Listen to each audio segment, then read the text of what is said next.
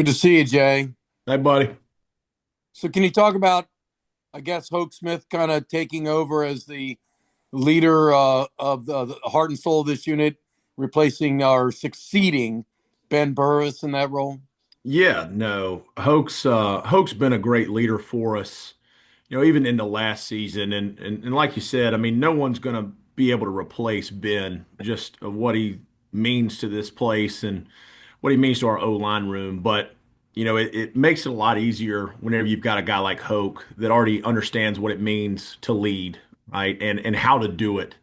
Right? And whenever he has support behind him as well from, guys even like Cam Nichols, right? That he has a support system there with him and then like a guy like Jake Polito, that's been a leader for us as well of just especially with his group. But Hoke is a outstanding human being, outstanding kid, just first and foremost. And this place means a lot to him, obviously, with his background of the academy and his mother. And um, it does, though, it makes this transition from having such a powerful leader in Ben Purvis from one year to the next with Hoke, it makes it a lot easier.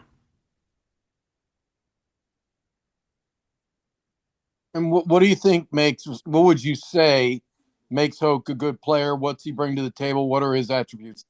Yeah. For him, it all starts up top, right? And everything above the shoulders. Like Hoke is a very, very smart football player. And kind of into this time last year, whenever both Ben and Hope couldn't go in spring ball, they became really student coaches and would watch and coach. And that's whenever I really learned how smart, Hoke Smith is, just from a football standpoint. And so I think that's number one is he is doesn't just know what to do, doesn't just know how to do it, but he understands all the pieces in our offense and where they fit, right? And from, what motions to anticipate on certain plays and how defenses are going to react, right? And then really I think for him is just getting to the next level of that is, you know, really understanding defensive football, which he already has a really good understanding of, but get into the 301 level of it, the 401 level of it, not just the surface level of, hey, here's what an underfront is, right? Here's a overfront, here's a three down front, whatever.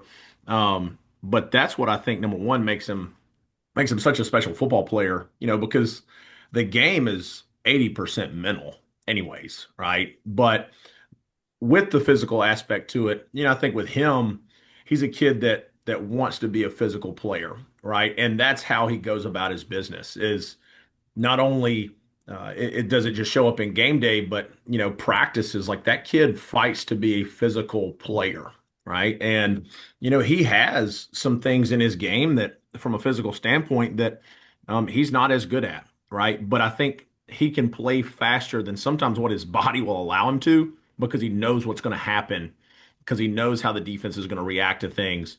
And I'd say from a mental aspect, man, that kid is light years ahead of most players that I've gotten the opportunity to coach. And then lastly, for me, for now, can you talk about trying to replace Ben Purvis on the field at left guard? And I don't know if you feel like you keep Hoke Smith at right guard. I don't know if you feel you get your most experienced player at one of the two guard positions. But as of now, who looks like they may be in line to succeed Ben Purvis? Yeah.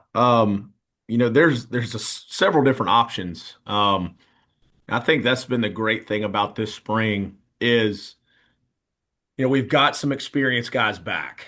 And so it's not just trying to teach them, the first spring here it was, well, let's just teach everyone what to do, right? And how to do it, right? Because it's a pretty big shift from what they had done here at Navy before until we got here. And then obviously losing a lot of experienced players. They may have not had experience in our offense, but losing experienced players into this time last year, right? There was a bunch of young kids, and you just had to kind of once again almost restart and say, and they just got to know what to do and how to do it.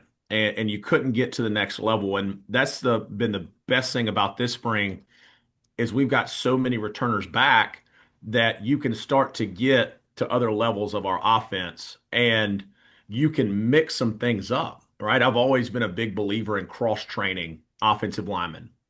May it be, guys from left side to right side, right? Or, hey, you're not just a center, right? Like for Cam, like you're not just a center, you're also a guard, right? You're an offensive lineman, right? You're not just one position. And so being able to move guys around a little bit in the spring, get them some experience in that, it may not always be in full team live work, right? It might be in our inside drill, right? Where say, all right, Cam, why don't Cam, you and Matt Tomaszewski, why don't y'all switch, right? And Chef, why don't you go play center? It's things like that, right? So I don't know if I got a good answer for that because we're still working through it. But I can tell you that I think we got a lot of options and we've got a lot of flexibility specifically with those guys inside to where we can just find our best, really our best five, right? The best 5 linemen, but what's the best combination of those guys? And so, um, once again, I don't really have a straight answer for you right now, but I know we got a lot of really good options, a lot of really good options, and really excited about the group that we have. Wyckoff. Coach, what's the biggest objective that you came into these 15 practices wanting to reach and get through spring practice?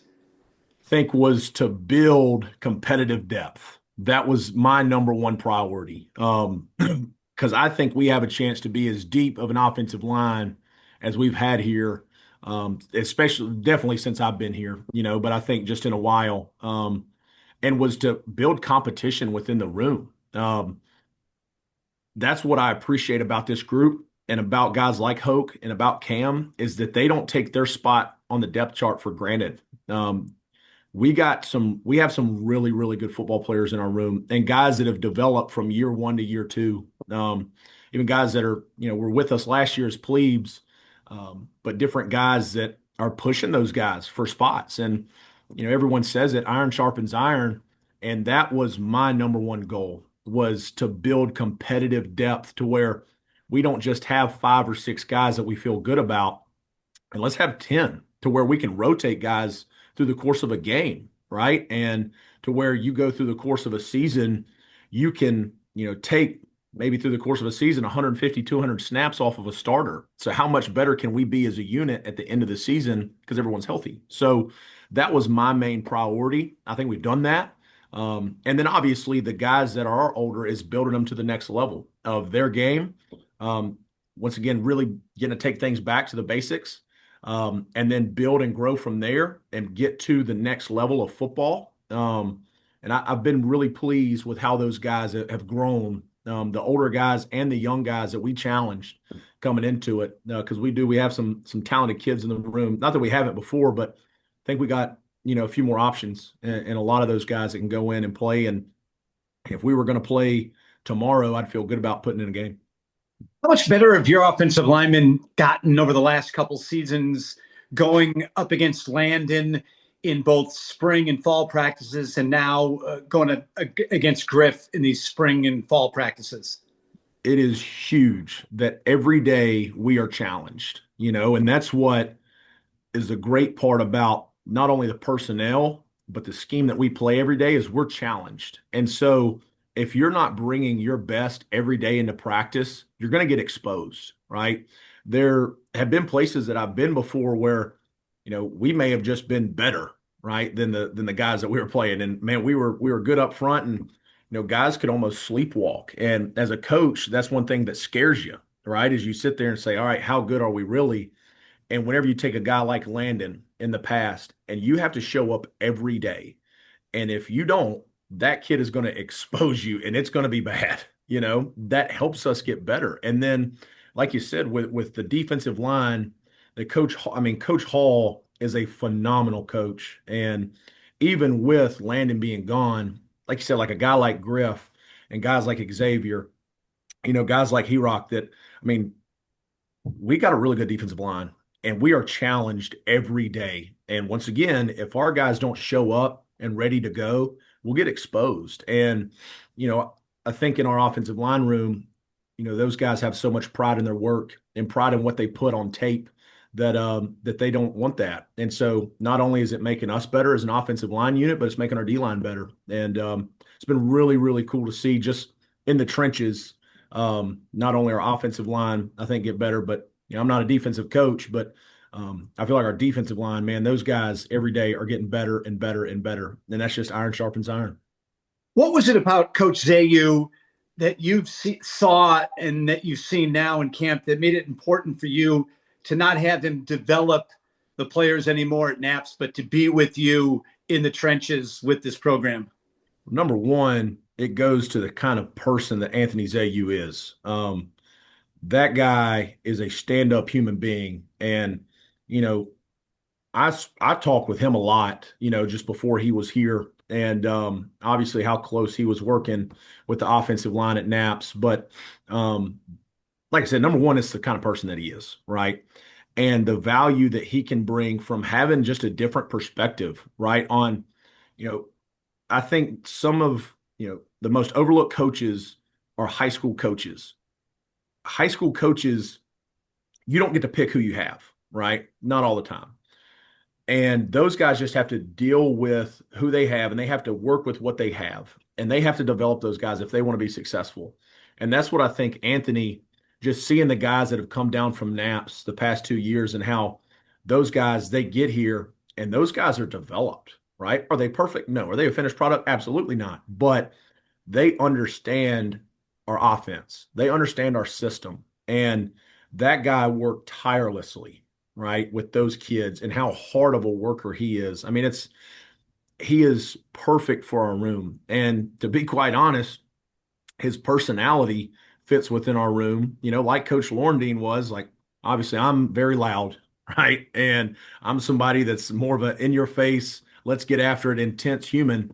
And Anthony has a different coaching style, and that's good for the room, right? And so that's what is, I think we were sitting here and, guys getting opportunities. We thought it was a perfect fit for him to be in the O-line room, and man, really enjoyed having Anthony here in the O-line room. He's brought so much value to this room and things that he helps me with on a daily basis of, just how to see things in a different light and how to teach from his experiences at the high school level and, at Naps.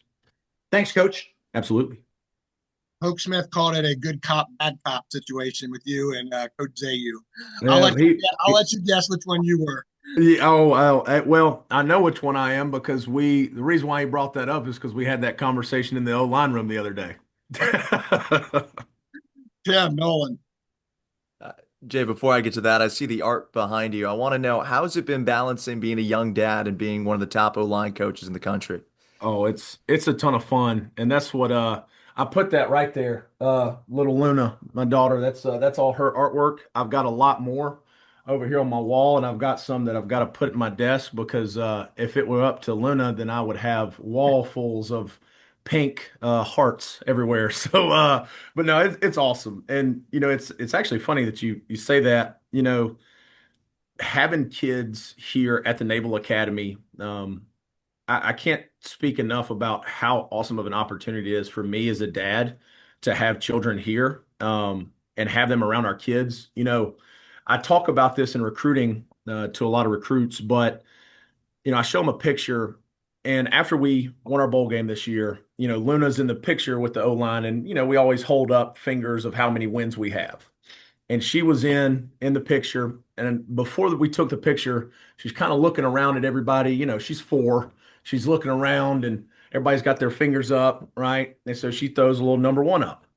And she had never done that before in any picture. Well, my daughter is just as balled in on winning a CIC as her dad is. And so we come in after the bowl game like a week later, and I'm in here in the office, and Ava brings the kids over and they're hanging out, and she walks by past the CIC trophy. She says, "Daddy, let's take a picture with the trophy." All right, sweetheart. Well, we sit down, we take a picture right beside the trophy, and she's got her little number 1 held up. And like I said, she had never done that before. And it's just really neat. Just an example I wanted to share of how cool it is for me just to be a dad and have like the kids that we have in our room, how they influence my children. And, I wouldn't trade it for the world of having her walking around here, being around all these guys, like they don't know how much they influence my kids. And it is an absolute honor and a privilege for me to be able to raise small children around kids that, even if it's just little things like that, they notice more than you realize, and but yeah, no, if it was up to her, I'd have little pink hearts everywhere. And I don't know as the O-line coach of the Naval Academy if that's necessarily a good look, but it is what it is. I love that. Thanks for sharing. Yeah, not a good look for the bad cop as described by Hoke Smith. I want to know though, clear these guys love you, and even though you get after them, there's clearly that mutual love and respect. How have you struck that balance so that these guys really look up to you, even though they know they're going to get some tough love?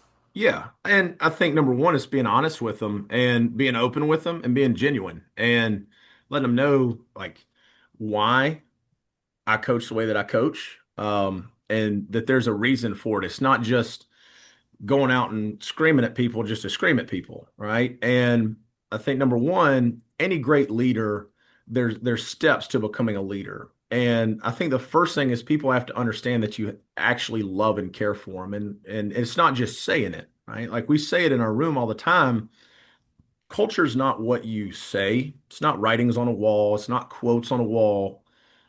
Your culture is what you do, right? And we say it in tape all the time. Your culture is what you do on the field and what you put on tape. Well, even in that, like, even though I'm on them, like, there's a culture of love in our room, right? And I'm going to coach you hard because that's what you need. Now, is it all the time? Are we walking around here on eggshells? Absolutely not, right? I don't want to live that way. And there's a time and a place for everything, right? But it's having guys over to the house and having Ava and Roman and Milo and Luna and all of them around these guys and letting them know that they're part of my family. So, is there some tough loves? Absolutely. Right. Are there days that they don't like me very much? Absolutely. Right. But at the end of the day, those guys know that I love them and I do. And there's a reason why I'm doing it. I'm not just, like I said, just out there hollering just to holler. And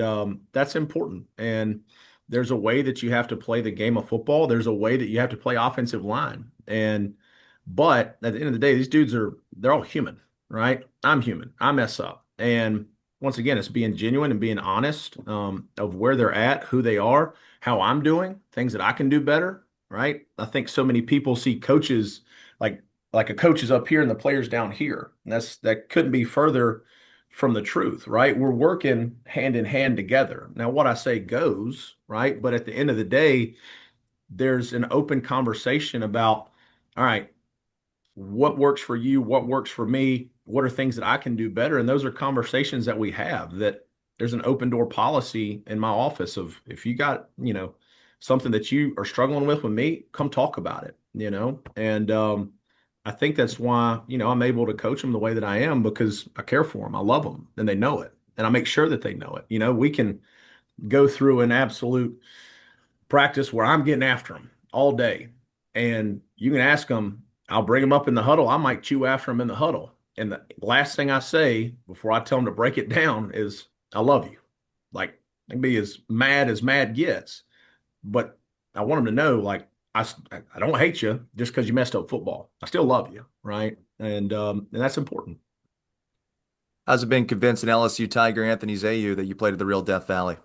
Oh, you're not going to convince any LSU Tiger which one's real, right? But all I know is that whenever I was there at Clemson, the real Tigers won in 2012. That's all I know. So it's just my experience. But nah, we'll probably get competitive. There's a game coming up week 1. We're Tiger on Tiger, and we'll see how it goes. So maybe have to put some bets on it or something. I don't know, but. Thank you. Jay, this is the first spring practice for Malcolm Johnson. Obviously, got thrown into the fire last fall and did very well. Have you seen a big jump out of him though during the spring? Yeah, yeah. I mean, I think his understanding of offensive line play has grown tremendously. Now and jumps in production don't always look like you think they're going to, right? And I even have to remind myself that kid is still a plebe, right? Is he perfect? Absolutely not. Is he ready to go, play a perfect game or do this or that? Absolutely not. But there are things that I've specifically asked him to do from a fundamental standpoint, number one, of, hey, this is what you're going to focus on, right? Like, in my opinion, even though we're not a pass heavy offense, that's one of the things that takes the longest to develop is pass protection. And that kid's done a phenomenal job of saying, hey, these are the things you got to work on, right? To be able to be the best version of yourself. Now, he still gets, he still messes things up. He still gets chewed out, right? He's not perfect, but that kid, he is starting, I think, to figure it out, really figure it out, right? He had to figure it out in the fall, but he's really starting to come into his own, and I think feel comfortable. And even he's a guy that we've cross-trained him, right? We've cross-trained him here in the spring because it's always about, all right, you feel comfortable here. Now you've gotten to, a close point to where we want you in this position. Let's move you over here. See how you do, right? Which then has forced him to learn more of our offense and more of the intricacies of our offense and why, hey, you might be a right tackle, you might be a left tackle, whatever, but this is where your role fits into it on this specific play. And he's progressed well, really well. Definitely hasn't taken steps backwards, definitely hasn't stayed the same. I mean, kid's gotten better, and he's going to be a really good player for us. He's already been, a good player and did a good job, being thrown in there. Like I said, thrown in the fire, getting dropped in the grease is not easy as a freshman, especially a kid with him that hadn't played offensive line at all, but he's going to be a really good player, and he's going to do nothing but get better. He's going to do nothing but get better, and I've been really happy with what I've seen. Who's been the biggest surprise to you on the offensive line during spring ball? Um, quite honestly, the biggest surprise has probably been either, I can't just say one because there's been a few that I think's really, really popped out at me. I think a guy that really took hold of from where he was at after past season to now is Connor Heater. Heater's had a good spring, all right? Once again, he's not perfect. There's still things he's got to clean up, still things with his body physically that he's got to work on this summer. But Connor Heater has been a guy that, has been pretty consistent, right? And having stacking days and having good days. So Connor would be one that I would say has done a nice job this spring. And then really, I think for me are the two plebe guards and Matt Tomaszewski, and then Will Hampton. Like those kids are going to be really good football players. All right. And they both still have their things they got to work through. But whenever you really think of it, those guys are coming off their plebe year. People don't know this, but Will, fractured his foot in plebe summer, had surgery on his foot. That kid wasn't able to do anything until really October, right? So he's had limited reps, but that kid has worked and worked and worked and worked. And he is a large human being. And, like I said, physically, you got to help him out some ways just in the summer and getting with Coach K and some mobility, things like that. And then Chef has come such a long way from a mental standpoint. Now he'll go brain dead every now and then and, do something really well. And then the next play, you're like, hold on, what are you doing, son? But those two kids have been, those kids are going to help us. Those kids are going to help us this year. And that's just, and it's not to take anything away from an Isaac Bunker. That's another one, man, that Bunker from the time that I got here in 24 to now, he's a different person. He's a different player, right? And that kid's gotten better.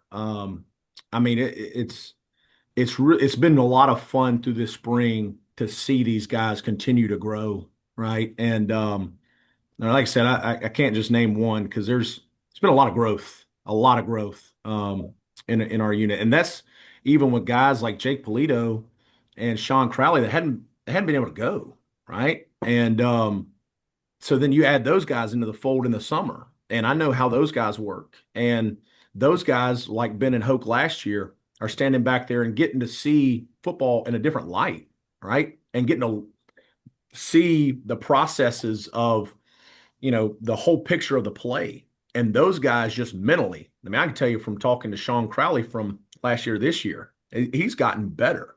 Maybe not physically, he can't go, but that kid has a much better understanding of our offense and the whole picture right now than he did any time last year. And that's that kid making a decision to say, hey, even though physically I can't go, what can I get better at? He's changed his body, right? He needed to lose a little bit of weight, and he has, and he's taken advantage of that. Jake Polito, same thing, man. I mean, that we are, and I'm not saying that we're going to be the best offensive line in the country. I hope we are. And shoot, I think we got the ability to do it, right? And we're nowhere near a finished product. Do not get me wrong. But I've been really happy with the progress that I've seen. We've had days where we've not been very good, right, in spring, but then they respond, and I've appreciated that. And I think we got some options, and going to set up well to hopefully have a good fall. And then lastly, this does not have to be offensive line. This can be any position, offense or defense. Who are some guys that pop to your mind as potential Admiral Mack Award winners for most improved player in the spring? Well, I've already watched some of the interviews, and everybody's butchered his name, so I'm going to do it too. Izzard. Izzard, yeah. Yep. I get confused. I it's an easy one to mess up. Yeah. But that kid, man, he's playing really well. Somebody that you can trust, right? And obviously I look more on the offensive side of the ball, right? Sure. But him, Cromer's a kid that's coming along well. I mean, you want to talk about a load now. I mean, that kid, and he's not a slug either. Same with him. He's not a slug. He can run. And, I think Coach Laurendine, he's done a great job with those young guys in the B-back room, and, those are the two guys that pop in the front of my mind, but I just think, in my opinion, from a whole offensive approach, I mean, there's just been so much growth, right? Because there was as much seniority and all the seniors that we had last year, like their guys. I mean, you even look at Charles Robinson, man. Yeah. That kid's a different player right now. That kid's a baller, right? That kid's a dude. And now he's got things he's got to get better at. I guess I should say he's got the potential to be a dude, right? But him, I mean, you look at the tight end room, right? And those guys have gotten better. It's, like I said, in my opinion, it's been a really productive spring for us, and a lot of guys that have improved, on offense specifically, just because that's more of what I watch. But our team in general, I think there's been a ton of growth. It's been really nice to see. Thank you. Got about 8 minutes left. Open forum. Anyone else have any questions for Coach Guillermo? Go ahead, Scott. Yeah, Coach, what's the collaboration like with you and Coach Williams with the tight ends as you guys work together?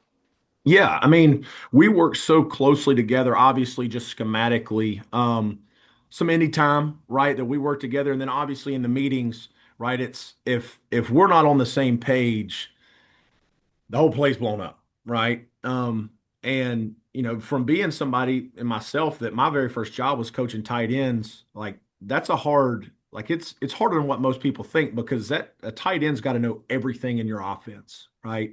And especially with us, where how physical those guys have to play, Coach Williams brings that. And then obviously from a passing threat, right? From a receiver standpoint, I think he's done a great job with those guys. But we work hand in hand, I mean, every day, and whether it may be our combinations with our tackles and our tight ends, whether it's zone or gap or things like that, or even into protections, right?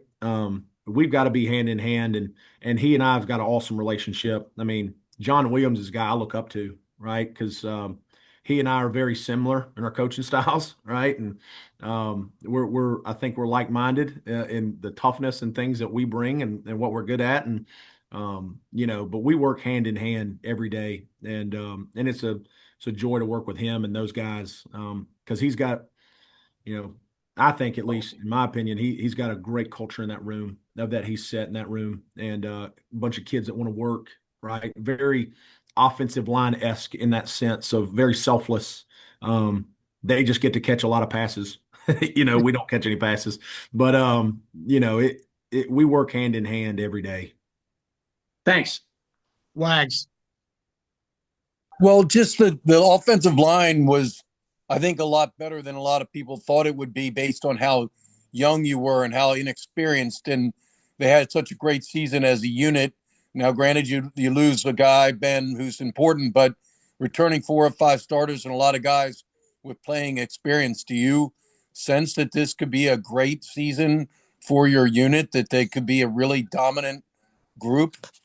Yeah, I mean, I think it's trending that way, but it's a long time until the season. And we still, and every football coach that's ever gotten on an interview is going to say this, but I mean it. I mean, we still have a long way to go, right? We're not a finished product by any stretch of the imagination, but it is extremely encouraging, in the all the snaps and things that we do have back, but just even in those guys, their willingness to work and their want for work, and not being satisfied, because that is the thing as a coach, as you look, and may it be as from the whole team or just from an offensive line perspective, like those guys still understand where we fell short last year, right? And things that we needed to get better at and things that we still to this day need to get better at. And, I think the potential is there, but we have to go do it, right? And so many other things go into,